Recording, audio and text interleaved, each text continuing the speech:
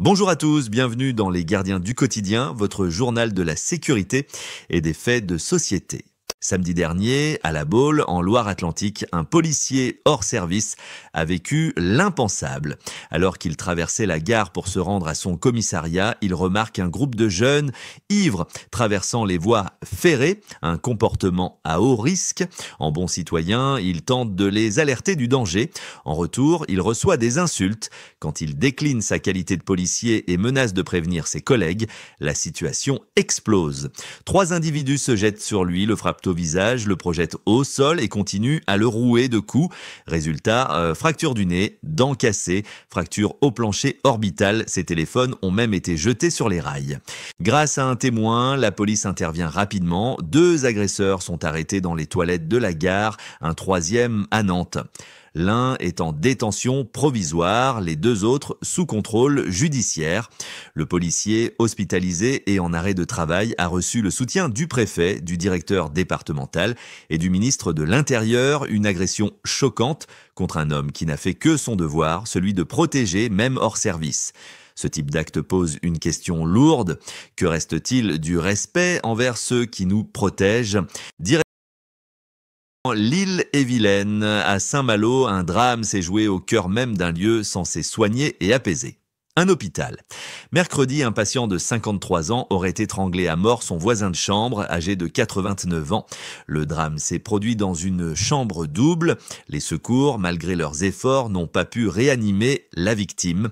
Selon le parquet, le suspect n'a pas été placé en garde à vue. Son état de santé a jugé incompatible. Il reste hospitalisé sous surveillance. Les enquêteurs cherchent à comprendre les raisons du geste.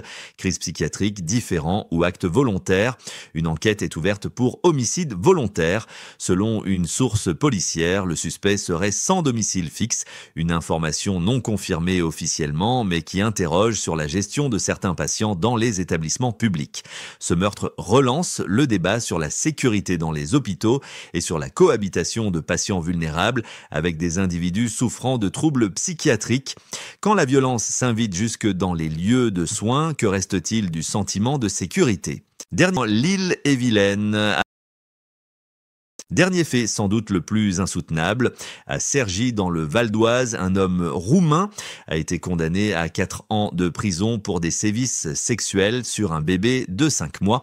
Des actes d'une horreur absolue, filmés puis diffusés sur TikTok. Les faits remontent à août 2024. La vidéo, rapidement signalée, a déclenché une enquête nationale. L'homme sans domicile a été identifié puis arrêté. Il a tenté de justifier son geste en évoquant des coutumes de son pays, des propos glaçants, immédiatement rejetés par la justice. En juin 2025, il a été condamné à 4 ans de prison ferme avec inscription au fichier des délinquants sexuels. Cette affaire met en lumière une autre forme de danger, celle de la dérive numérique. La prolifération de contenus criminels sur les réseaux sociaux soulève une question.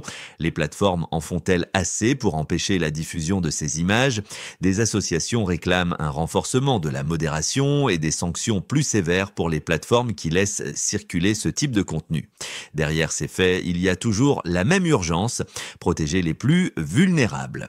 3 histoires, 3 lieux, 3 drames, mais un même constat, la violence, sous toutes ses formes, gagne du terrain. Qu'elle s'en prenne à nos policiers, à nos aînés ou à nos enfants, elle doit être combattue avec fermeté et sans compromis, parce que être un gardien du quotidien, c'est refuser de détourner le regard. Merci à tous de nous avoir suivis. On se retrouve demain pour de nouvelles actualités. D'ici là, restez vigilants et surtout, n'hésitez pas à partager vos expériences ou vos conseils en commentaire. Votre témoignage peut aider d'autres personnes à éviter le pire. Abonnez-vous à la chaîne et rejoignez la communauté des gardiens du quotidien pour ne rien manquer des prochaines alertes, faits divers et conseils de sécurité. Parce que prévenir, c'est déjà agir.